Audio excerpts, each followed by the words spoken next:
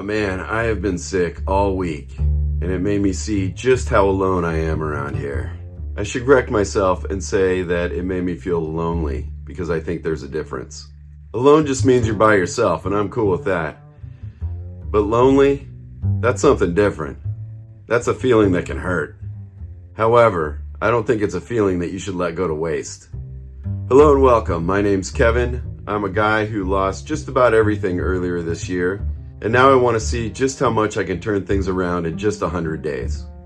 I've been lucky enough to not get really sick for a few years, so this one hit kind of hard, and I forgot what a baby it can turn me into.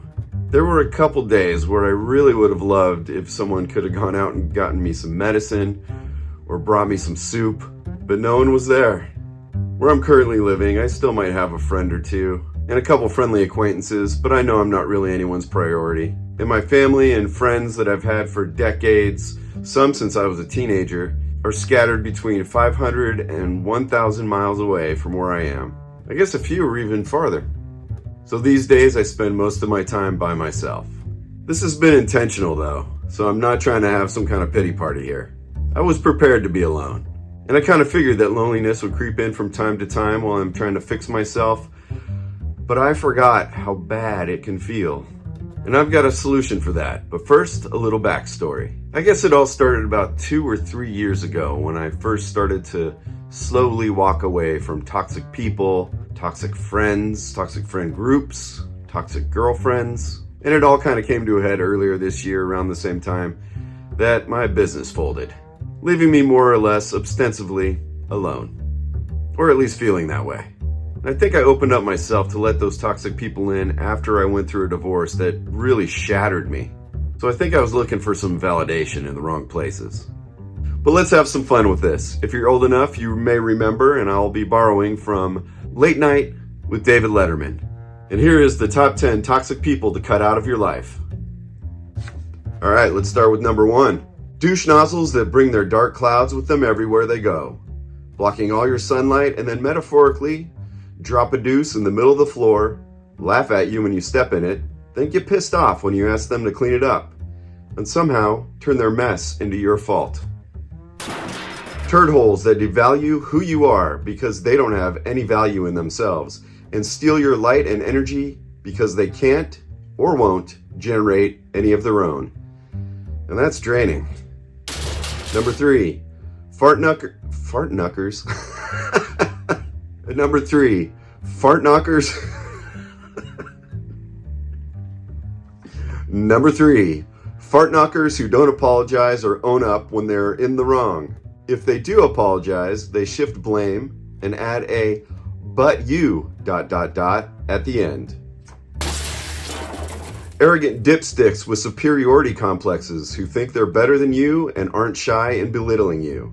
Sounds like they have a self-esteem problem. Envious and or jealous dickbags that don't support you, your dreams, or your goals.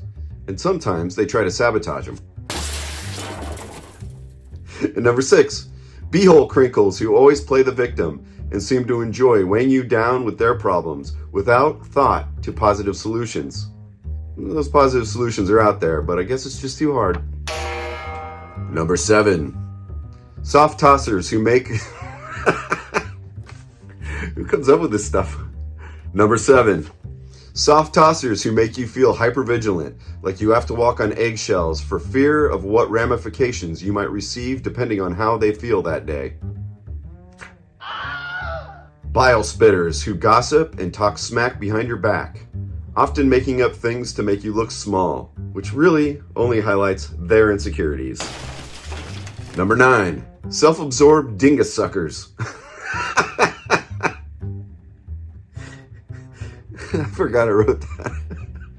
Self-absorbed dingus suckers who gaslight, manipulate, and lie for their benefit, often to your unseen detriment, as they slurp greedily from your cup with no intention of filling it back up.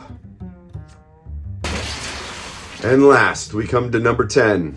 People who call you chosen family, as long as you conform exactly to their worldview, are lockstep with who they want you to be, instead of who you are. or who you want to become, as long as you spend all your free time getting drunk with them again. That one seems very specific and personal. So, Paul, what'd you think of those? Well, you could give us a little more rehearsal time. Uh-huh. You could perhaps let us do a number once in a while, a full number on the show sometime. Okay. Oh, Paul. You know, I'll tell you, I've never felt as empowered and free as I do now since walking away from those negative Nancys. Walking through life with all those shackles sure made it hard to run. And it's so much easier to breathe without carrying all that weight. Sure, the consequence is being alone, and that's going to come with the pain of loneliness from time to time. But it's also presented me with a great opportunity to use it to my advantage.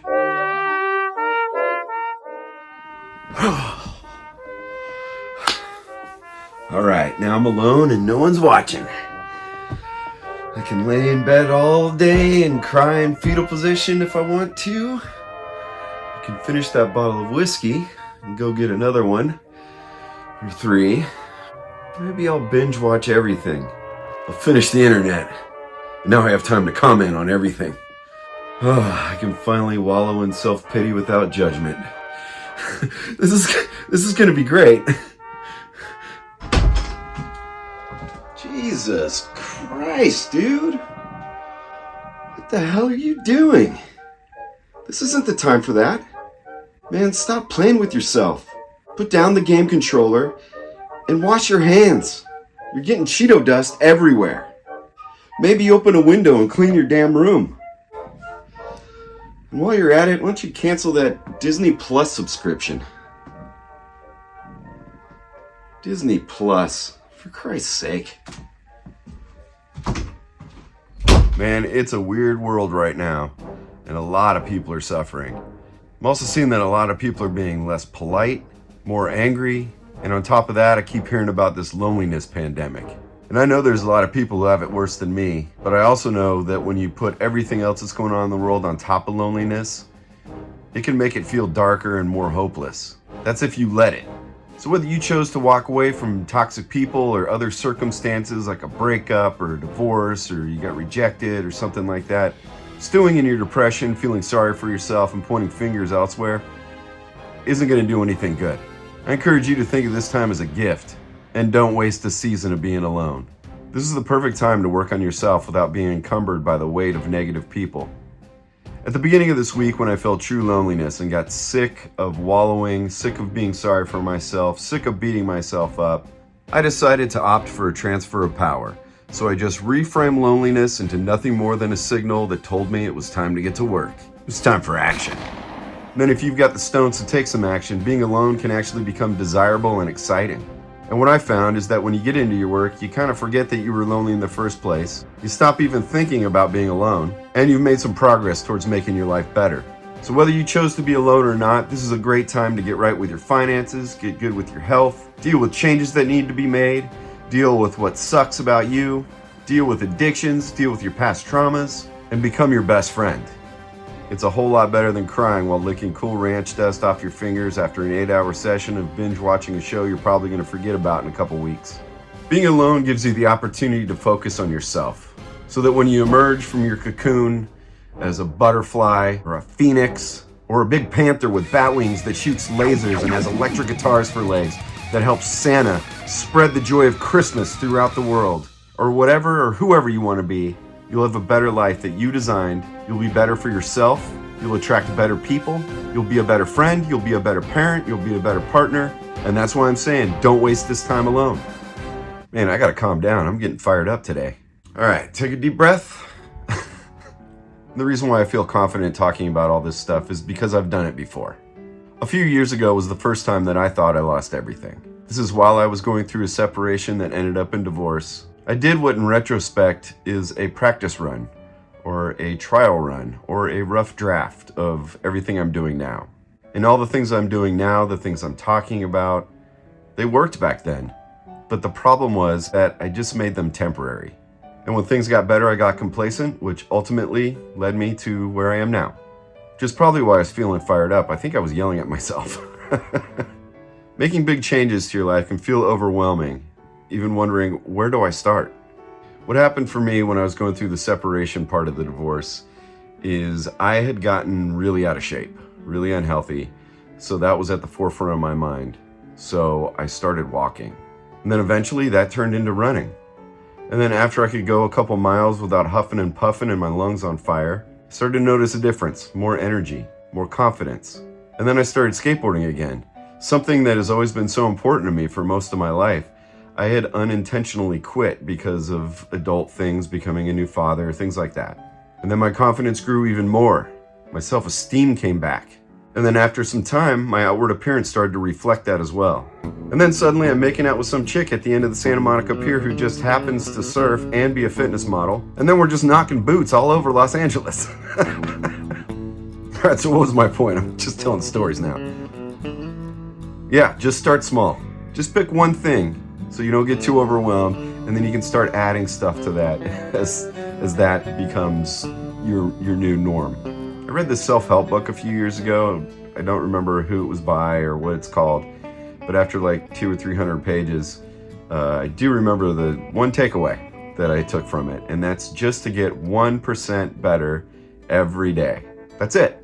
Just got to take baby steps, just as long as you're moving forward. And if you're just trying to get 1% better each day, by the end of the year, you're 365% better than where you started. And that's pretty sweet. So this is an exercise I've done now a couple times. It requires some writing. I like to write in a journal. Not saying you have to do this, but I do think it helps to write this stuff down and keep it somewhere that you can see it. Maybe put it in your wallet, put it in your desk, somewhere you can see it pretty often and revisit. But I start with just writing the situation that I'm in, what I don't like about it, what I want to change about myself, everything that sucks. That way I get things out so I can acknowledge them, and I can use that as a reference for this next step. Write in as much detail as you can what your ideal life is like. Write about who your ideal friends are, who your ideal romantic partner is. Then again, in as much detail as possible, write down who you want to become. Who's the best version of yourself? What are the characteristics of the ideal version of you? After you're done writing, reread it, and this should start to reveal to you what you've got to do so that you can show up better for yourself, better for other people, and attract those good people into your life.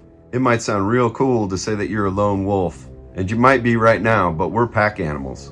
And when I see people say, I don't need nobody, I think that's a cope. A lone wolf in the wild means it got exiled, and it probably doesn't have long to live. So I don't champion that lone wolf BS.